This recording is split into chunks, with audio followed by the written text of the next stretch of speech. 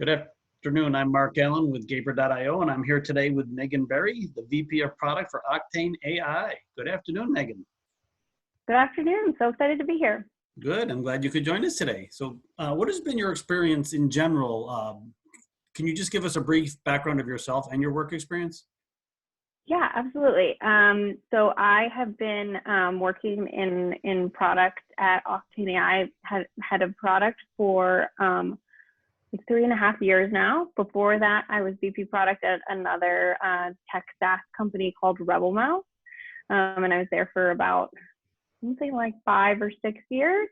And prior to that, I led marketing for Clout, which was an influence measurement startup based in San Francisco. Wow, some very interesting jobs. So what has been your experience with remote employment, both as a remote employee and an employer?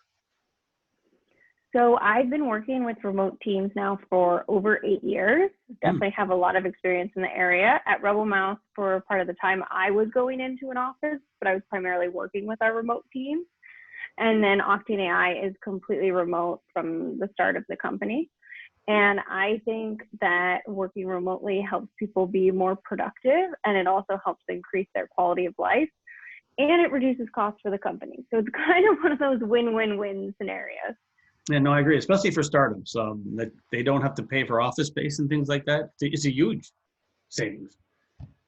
Yeah, absolutely. Also, the best talent isn't necessarily just in one city. There's great talent in San Francisco, great talent in New York City, but when you can hire from anywhere, you just have way more options. Yes, and I agree. That's basically what we do. So what has been your takeaway and how your experiences with how this has worked? So I think it works great. I think just like anything else in the workplace and in management, you have to be thoughtful about how you set things up. So I think one of the big mistakes people make when they are just going from an office to remote is that they don't realize they need to adjust and value asynchronous communication more. And I think that's what makes remote work really well, is that you shouldn't be on 8 hours of Zoom meetings. Like, that's not how it is. Now, there are some exceptions. If you're in sales, it may be that. But in general, if you're doing a job that requires some time to think things through, you need that time. And honestly, I think that's true in person in offices too. And it's one of the downside of that sort of like open office style is it creates this set of distractions that people have to overcome. Whereas working from home, for the most part, they can set up their own working environment. Obviously, right now is a tricky time with COVID-19 and parents with kids at home, and there are perhaps more distractions than usual, but it's still something people can overcome. Yeah, no, I agree. And then, I've done both. I've been in an office and I've worked from home. And generally, when I work from home, I actually have to make sure that I get up and stop working for at least 5 minutes in the morning, in the afternoon, and I personally just take a walk for 5 to 10 minutes, right? Yeah, absolutely. I agree. I think it's funny. Companies have this idea when they're looking at hiring remote or going remote that they won't get as much out of workers, but actually the more common problem I see is what you're talking about, is like worker burnout, where they just work all the time and you actually have to tell them like, hey, like, remember to sign off, remember like to leave, even though you're not literally leaving, still leave work.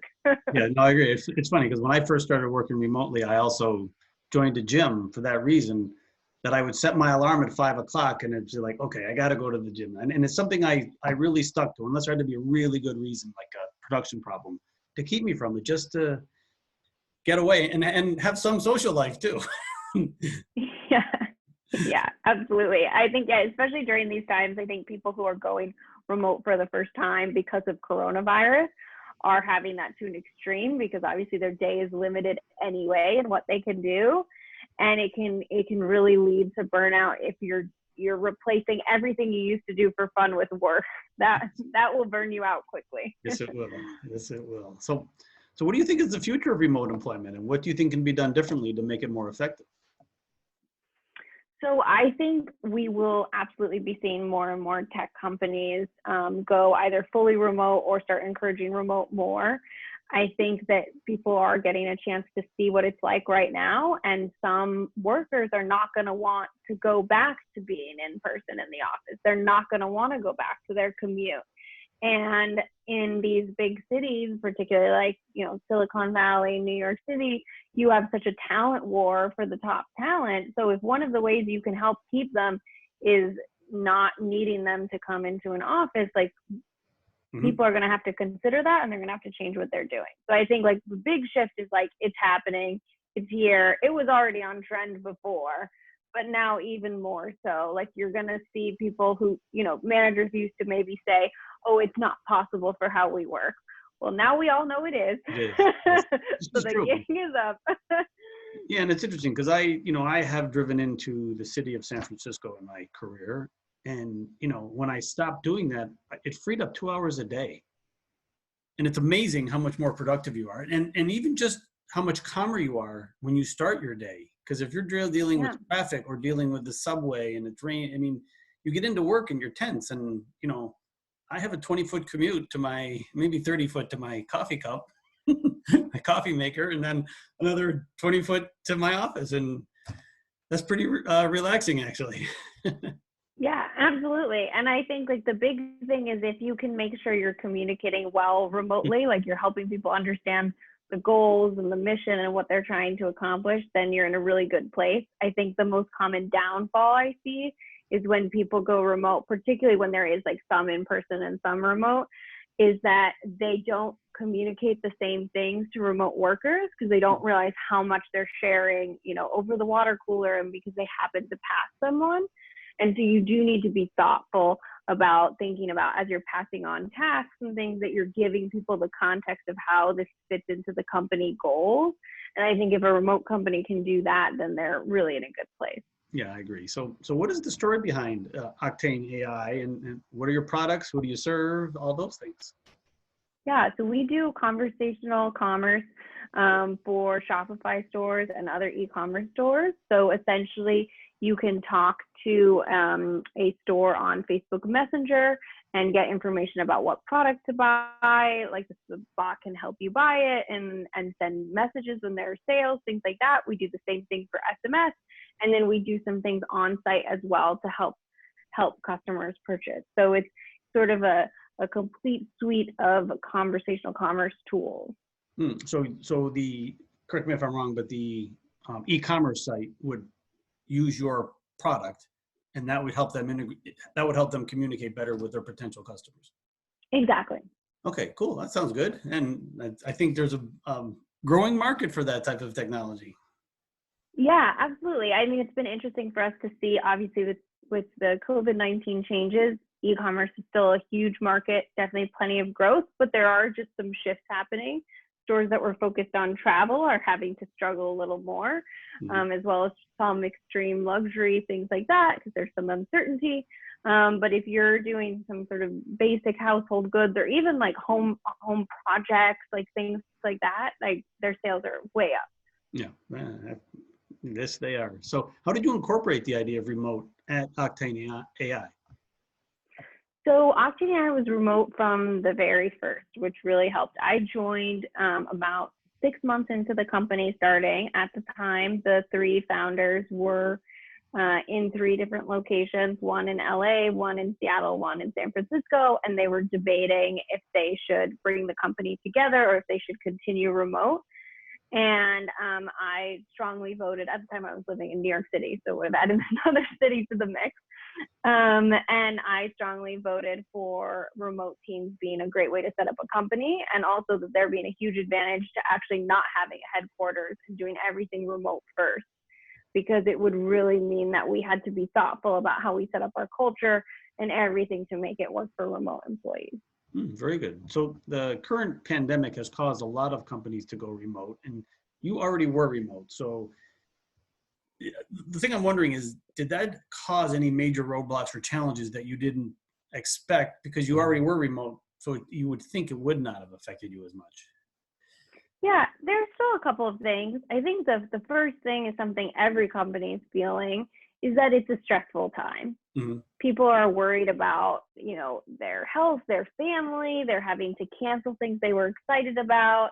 And that means that it's hard, it took some time to adjust. And like we, for instance, like brought in like a mental health professional to talk to the team about dealing with uncertainty and like different tools you can use to like help yourself, like when you're feeling down, and tried to kind of provide some resources around that. Obviously, it's not something you can solve in one meeting, but trying to also just indicate to the team that we understand that times are not normal. And I think that's something that every company has to deal with, is especially if you're going remote at the same time, you're not just going remote. You're going remote in a time of stress and concern and worry. And so you have to be really mindful of that. If you're dealing with extra challenges. And then the second thing that affected us is we were going to do an in-person retreat and bring the whole company together. And as you might imagine, that is not happening. So we are doing a virtual retreat, just incorporating some like fun activities, like in like sort of company bonding things virtually. We're not going to get a chance, probably not this year at all, based on how things are going, to like bring people physically together. I don't know. You might be able to do it, but you might not be able to do it in one of your cities. I think there are other parts of the country that you might be able to do it in. Yeah, well, the tricky thing is, since we have people all over, including globally, so Europe, South Korea, etc., it's so uncertain at this point. So we'll see. The jury's out. And it's funny, you mentioned about the mental health professional. I have a friend that's a grief counselor, and she's so busy right now because so many, what you talked about, the anxiety that this has caused so many people. And she's an expert at helping people deal with that. So yeah, I think that's a big thing, is like you're managing people through a crisis right now. Yeah. And part of that crisis might involve people working remotely, but like that is not all you're dealing with.